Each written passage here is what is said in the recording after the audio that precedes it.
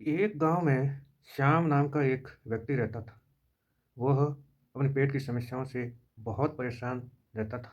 एक दिन वो एक महात्मा जी के पास जाता है, जो कि आ- आयुर्वेद के बड़े ज्ञाता थे। महात्मा जी को प्रणाम करके श्याम बोलता है कि हे मुनिवर, मैं पेट की समस्याओं से बहुत परेशान होता हूँ। मेरा पेट अक्सर दर्द करता है, पेट में जलन होती है, और जब पेट साफ करने का वक्त आता है तो भी अच्छे से साफ नहीं होता है।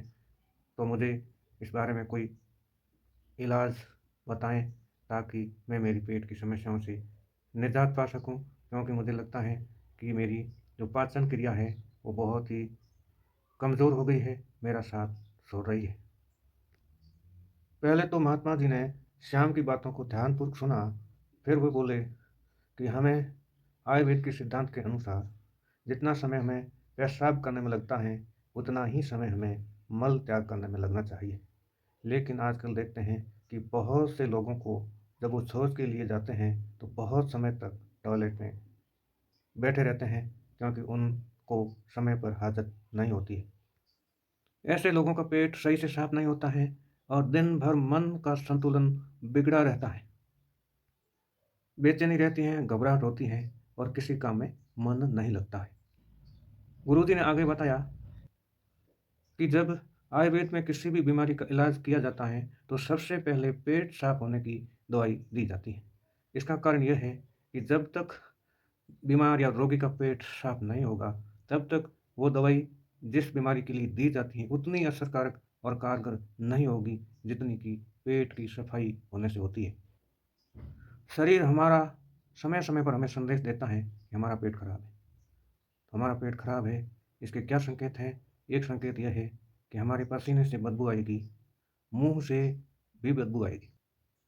मुंह से दुर्गंध और पसीने में दुर्गंध इस बात का संकेत है कि हमारा पेट खराब है।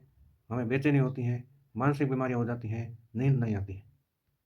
तो गुरु जी की बात सुनकर श्याम ने बोला, महात्मा जी, मुनि और हम बताए कि पेट की सफाई कैसे होती है।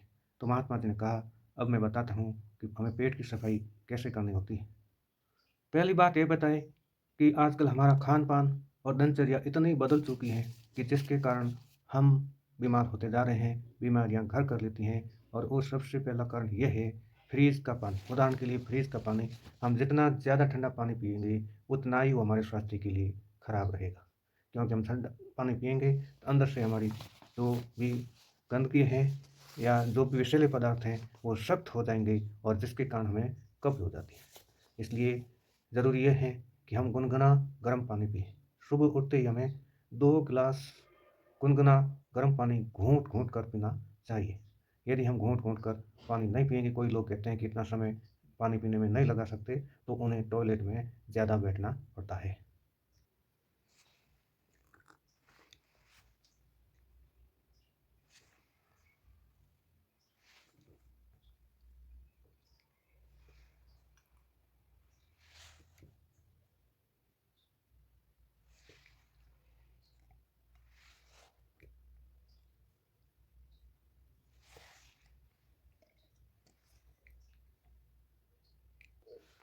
मुझे 1 गिलास पानी पीने में लगभग 40 क्या 50 सेकंड लग गए, और 6-7 घूँट पानी था। तो हमें इसी तरह पानी पीना चाहिए।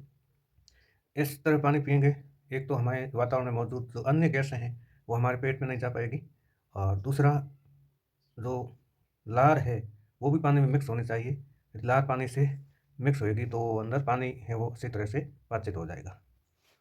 तो गुनगुना गर्म पानी पीना सबसे आसान नुस्खा है, और कोई भी ये कर सकता है। दूसरा, खाना खाते ही पानी ना पिएँ, यानी खाना खाते ही पानी पिया तो जठराग्नि जो होती है वो कमज़ोर हो जाएगी, और खाना पाचन होने में परेशानी होएगी।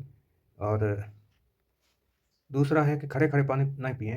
यदि खड़े-खड़े पानी पिएँगे तो घुटनों में दर्द और जॉइंट पेन की समस्या, जोड़ों के दर्द की समस्या हो जाती है। पानी खाना खाने के आधा पौन घंटे बाद ही पीना है। और आगे दूसरा उन्होंने बताया कि एक बार खाना खा लिया है तो 5 घंटे तक बाद में कुछ भी नहीं खाना है, क्योंकि यदि हम और खाएँगे तो हमारा पहले जो खाना खाया हुआ है वो पाचित नहीं होगा, और वो सड़ने लगेगा। और दूसरा, हमारे जो शरीर की शुद्धिकरण की समस्या है वो नहीं हो पाएगी, क्योंकि जब तक हमारा पाचन नहीं होता है, तब तक हमारे कोशिकाओं के पोषण और वहाँ जो शुद्धि का कार्य चलता है, वो बहुत धीमा हो जाता है या नहीं हो पाता है। तीसरा गुरुजी ने बताया है कि मुँह में स्थित लार है, वो खाने को पचाने का महत्वपूर्ण काम करती है। इसलिए हमें है वो लार बनाने के लिए क्या करना है, सलाद खाने हैं। सबसे पहले खाने से पहले सलाद खाइए तो लार बनेगी। और खाने के लास्ट में मीठा खाएँ, वो भी लार बनेगी। तो उससे हमारा खाना पाचन में सहायता मिलेगी।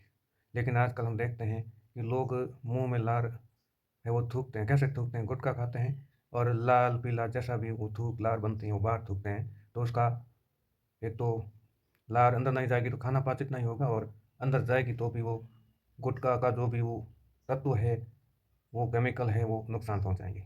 तो ये गुटखा वगैरह, जर्दा वगैरह जो भी है, ये ना लेने चाहिए, और ले रहे हैं तो बंद कर दें। चौथा गुरुजी ने बताया कि हमारे जो आहार नाल है, खाने के बाद में जो मुँह में हम खाते हैं, उसके बाद जो खाना जाता है, आहार नाल से होता है, वो पेट में जाता है। तो आहार नाल के जीवाणु है, वो पेट में नहीं जाना चाहिए। समय-समय पर उसका शुद्धिकरण होना चाहिए, और उसका शुद्धिकरण कैसा होता है? वो हमारे आस-पास हमारे भारत में नीम का पेड़ होता है, तो नीम की पत्तियाँ और हल्दी मिला के उसकी गोलियाँ बना लेनी चाहिए। और ये भी नहीं है तो सुबह-सुबह ताज़े नीम की पत्तियाँ लेके उनको वॉश करके, धो करके और हल्दी में लोट-पोत करके 3-4 पत्तियाँ ले लें, चबा लें और पानी से निगल लें।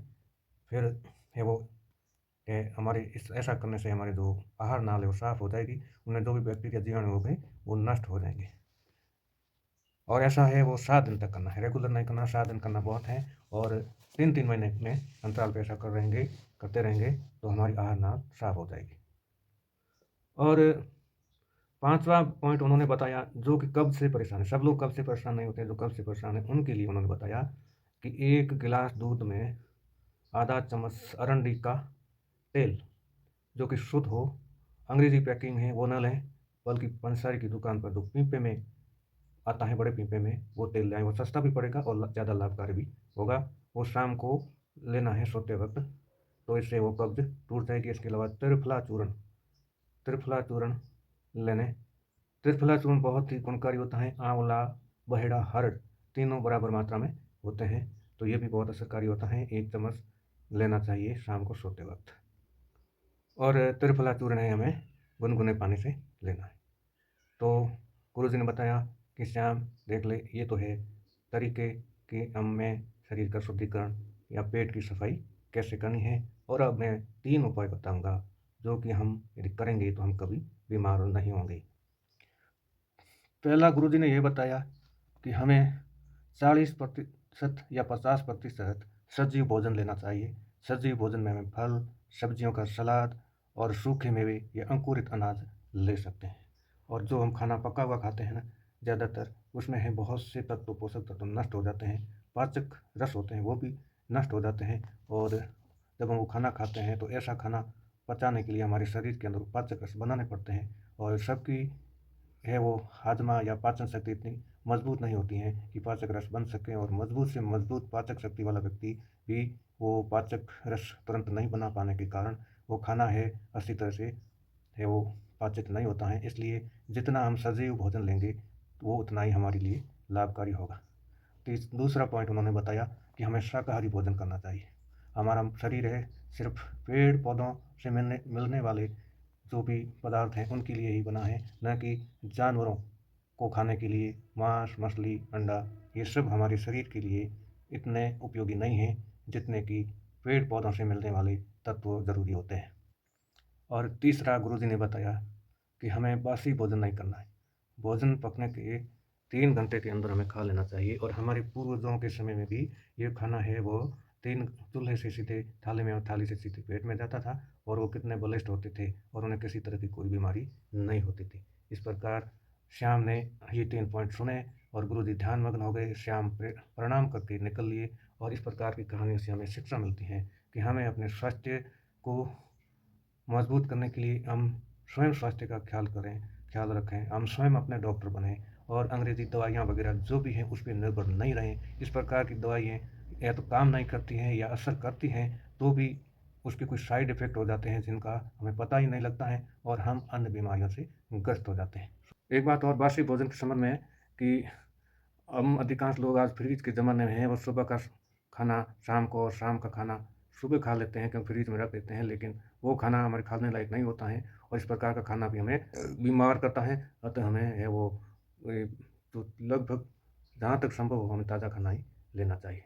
बहुत-बहुत धन्यवाद।